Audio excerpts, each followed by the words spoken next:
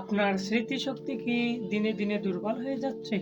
আপনি পড়া পর্যাপ্ত পরিমাণ পড়ছেন, কিন্তু মনে রাখতে পারছেন না। কিছু টেকনিক অবলম্বন করুন।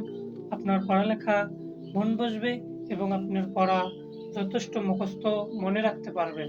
১ নম্বরে নিয়মিত মানসিক ব্যায়াম করুন, নতুন কিছু করার চেষ্টা করুন। পড়ার পরেই অন্য কাউকে বুঝিয়ে বলার চেষ্টা করুন।